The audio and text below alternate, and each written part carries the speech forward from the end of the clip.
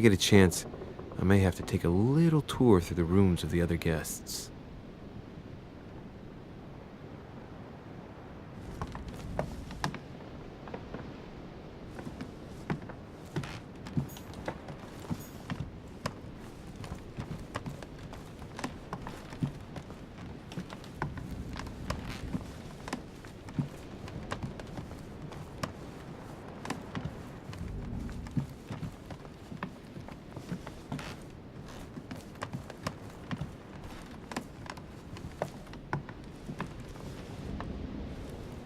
That's the door to Elizabeth's room.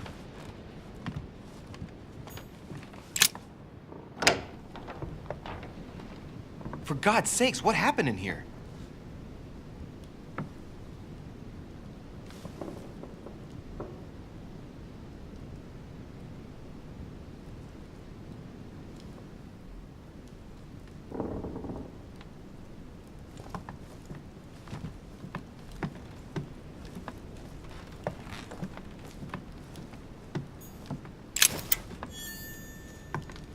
Carmelite water will give me a little reprieve.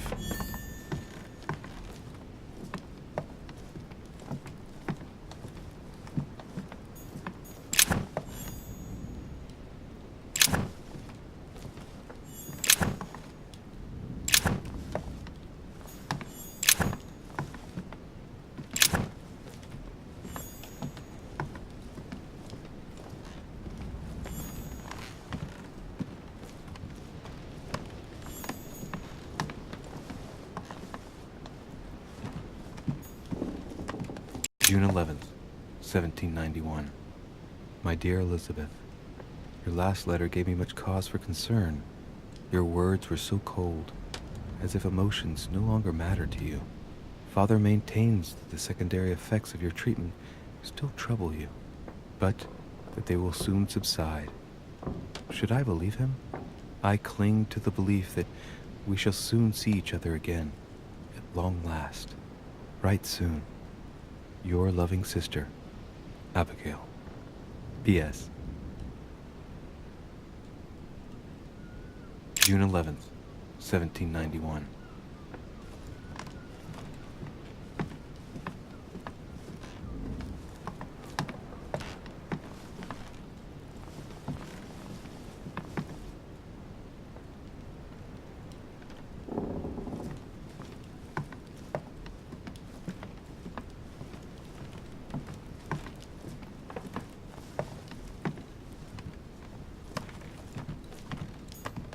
My dear Elizabeth, I'm writing to inform you of some unfortunate news.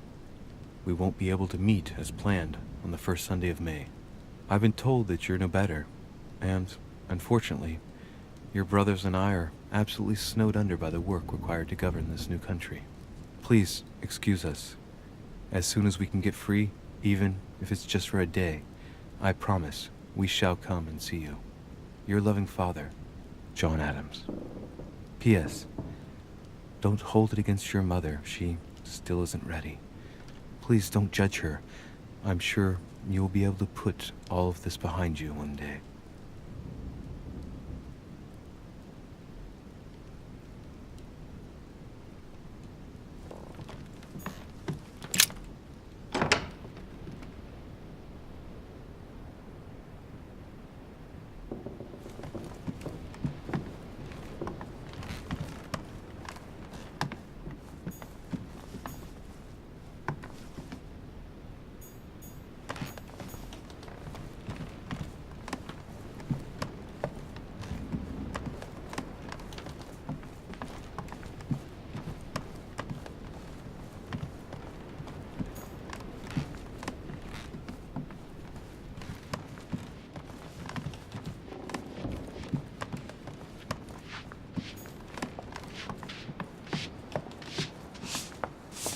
Might be better to take a different stairway.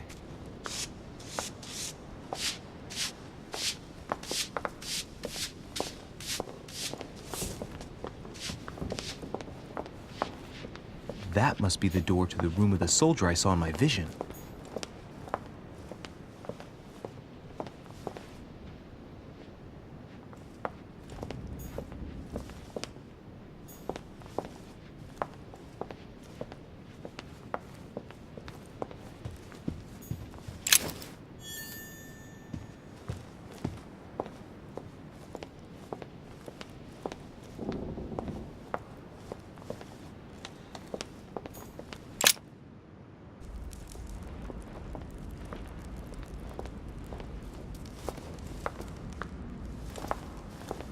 Excuse me, Monsieur de Richet? I really need to talk to you. Is this about last night? No, that was just a misunderstanding. I'm sure it was a little bit my fault too. There's no excuse for that man's horrible behavior. You ought to tell Sir Holm. Look, the only thing that I care about is that I've lost something precious. I'm not worried about Jacques Peru.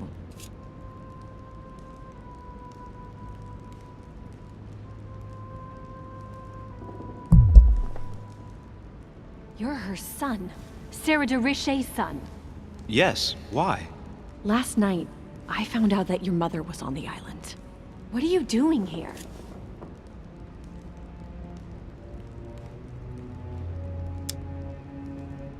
Excuse me, but speaking frankly, why would you care? I know your mother very well. Really? Yes, I have been in your mother's care ever since I was born. She nursed you. Oh, I wouldn't say nursed. No. I remember her stare, cold as ice.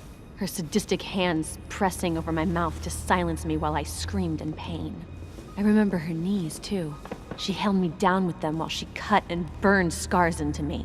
Hold on a minute. What do you mean? You can ask her when you see her. Huh, she's getting more and more agitated.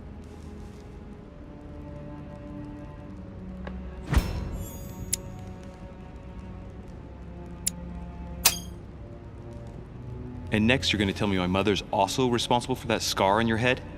My heart stopped twice during the operation. I lost my memory for 6 months. You obviously have no idea of the abuse your mother inflicted on me. Wait. There must be some kind of mistake. My only mistake was ever meeting your mother. She's able to describe every detail without hesitation or getting flustered. It's becoming difficult not to believe the poor girl. Look, I've got to go. Wait. I need to know more about you and my mother. Why did she put you through all of that? There must be some reason for what she did. What's the point of rubbing salt in the wounds?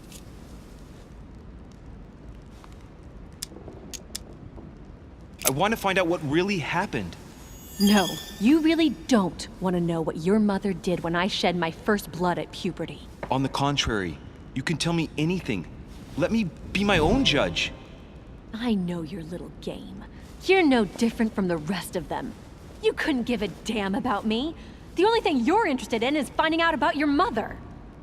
Don't say that. Not everyone wants to use you. Some people care about you, don't they?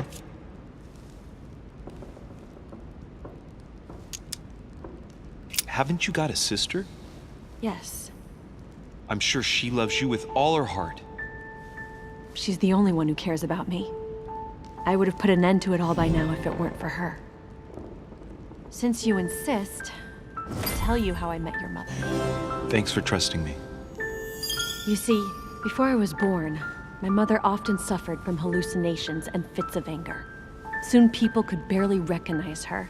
She became a completely different person. So my father spent an enormous amount of money paying for the best doctors, but none of them were able to cure her. The last resort was to call a priest. So, is that what your father did? No. He went to an expert in the occult. Ah, my mother. Her reputation already extended beyond our borders. My mother's fits stopped at my birth, and Sarah de Richet concluded that the evil had passed into me. Not only did it encourage her to stay, but she took the opportunity to advise my father to separate me from the rest of my family. That's how I was declared stillborn. My fate was decided that very day. It would coincide with my mother's frequent trips to America. I had my first fit when I was 3. That's when your mother began her experiments to rid me of the evil inside. I understand how you feel, but I know my mother. I'm sure she had her reasons, even if it seems difficult to believe. Everything she put me through was all for nothing. My whole life was ruined for nothing. So what brings you here then? My father used to know Sir Holm. He offered to introduce me to the world's leading authority in the occult. Lord Mortimer. He was my last hope. Until I found out he had also invited your mother. It's got to be a coincidence. I don't believe for a second she's come here for you. You can't change my mind about this, Louis. My days are numbered, and I know it.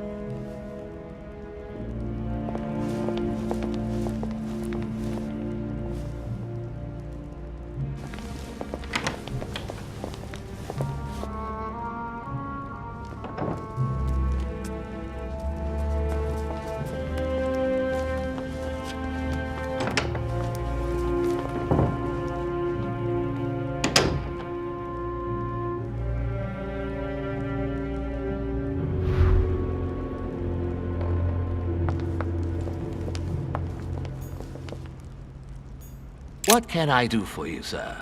I am at your service day and night, sir.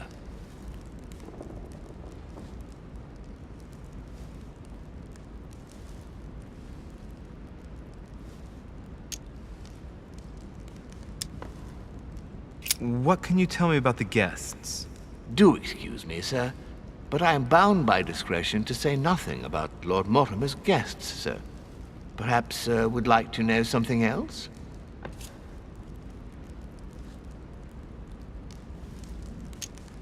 As I was unable to bring my personal effects with me, I was wondering if you could find me a few items. Of course, sir.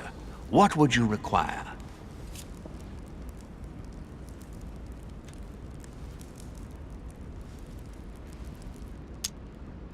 You wouldn't have a little golden elixir I could use, would you?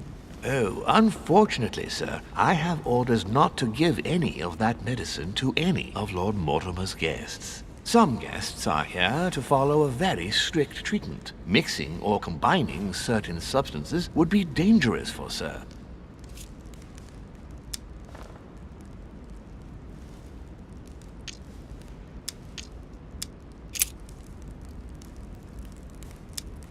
My good fellow, would you have any amber available? I would, but unfortunately I don't think I am authorized to give it out, sir. I believe it is a precious stone.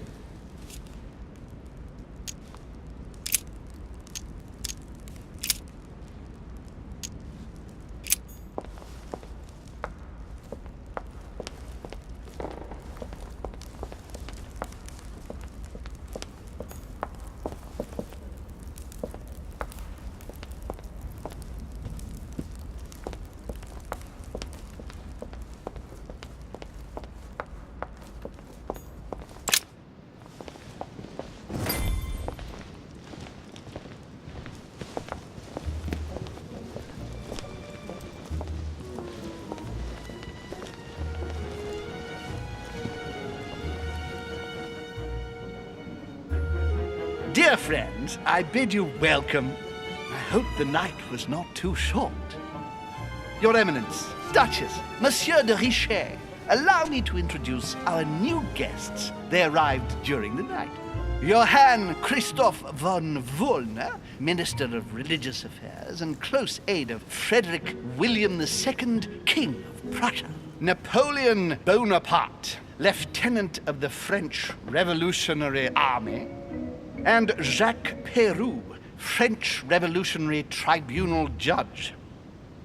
Unfortunately, my friends, Lord Mortimer will not be joining us this morning, but he should be with us later.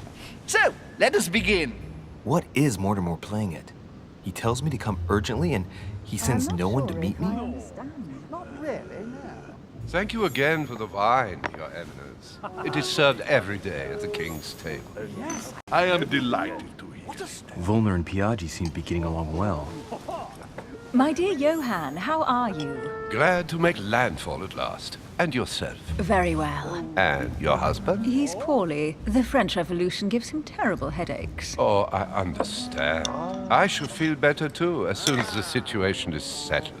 If by chance the French crisis is emulated in Berlin, there will always be a refuge for you in London, my dear. Your offer does you honor, Emily. But London is much closer to Paris than Berlin. Beware. The French are capable of sailing up the Thames straight to the Houses of Parliament. Oh, my friend, I am shaking in my clogs.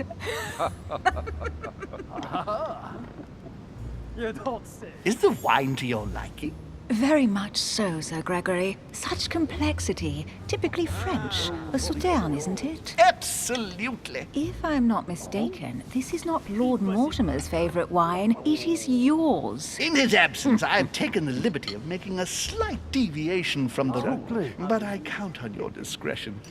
Don't worry, I appreciate the same grape varieties as you. I remember the last time we tasted that nectar here at this table. The finest minds of the century were present. And the last time we drank it, the orphanage in Bloomsbury was still in ruins. Would you repeat that? Oh, well, I put some small effort into the works. The orphanage reopened just before Christmas. The bedrooms, washrooms, and the classrooms had all been refurbished.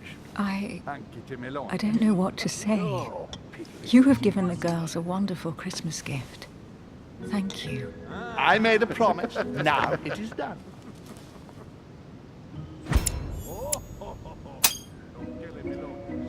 It's the first time I've ever seen her so moved. Just mention that orphanage broke right through Emily's hard shell.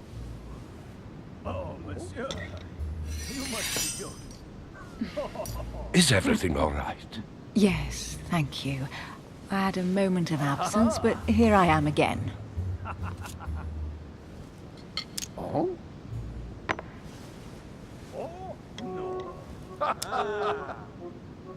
My lord, I only know the prestige of your name. Might I have the honor of getting to know you a little better? You are Monsieur Louis Moras de Richet. de Richet. De Richet. A name with a nobiliary particle. Are you descended from a noble line? Certainly not. I am just a simple French citizen.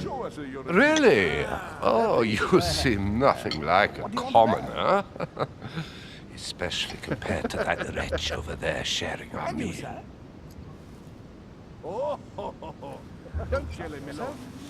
Have you any information on this Napoleon?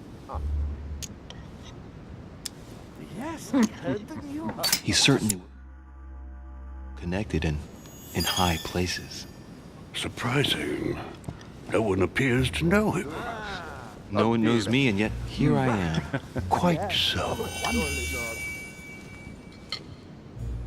Monsieur de Richet? It would seem we have common interests. Could we speak in private, please? It's the least one can say.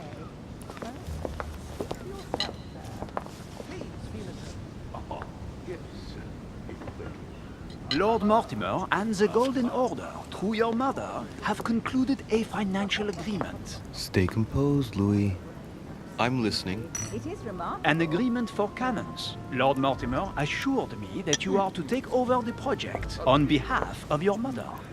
You must know that I am deeply sorry about their disappearance, but I must validate the deal urgently if I want to be able to organize things properly. I haven't seen Lord Mortimer yet. I'm afraid I'll be unable to answer your questions. He assured me that you could replace your mother during her absence. I appreciate his confidence, but still, this is a bit hasty. But please continue. Of course, but I need to know if I can count you among my allies. Well, of course.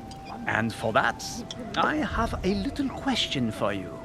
The agreement stipulates an aid of 50,000 louis d'or for 200 cannon.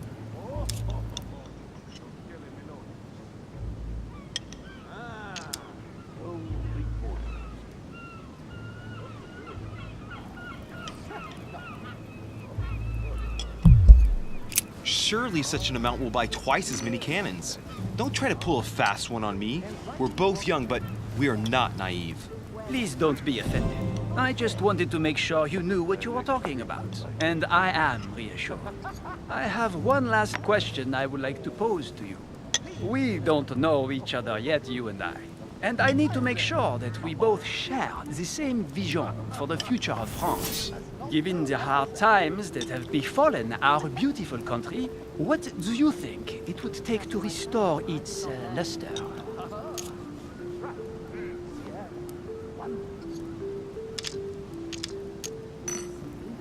It is remarkable. Let the people make their own choices.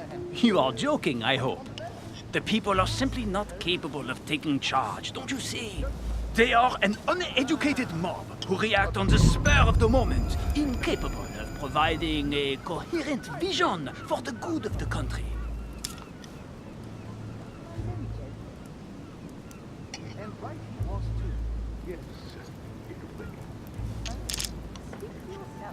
I don't know how to remedy the situation without re-establishing a solid monarchy. And what would we stand to gain by this? We've tried a republic, but it is clear that with the situation we're in now, that it's not working. We ought to return to a monarchy. That makes no sense at all, my friend. The monarchy is a privileged caste who have forever built their prestige by crushing and controlling the people. I think there must be a misunderstanding. What do you mean? I cannot believe that Lord Mortimer advised me to speak to you. I must have misunderstood. Excuse me, please. Bravo, Louis. Total fiasco.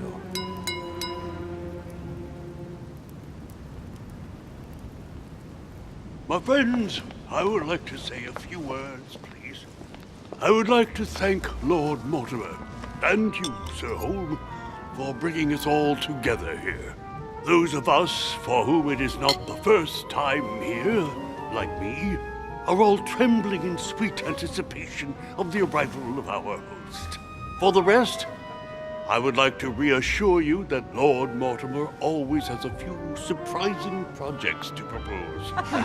But I can assure you that each and every one of us has always benefited from them.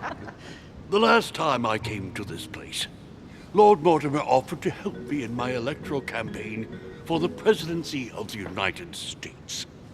And it is eminently clear that his support was an invaluable aid to us. We are here among like-minded people.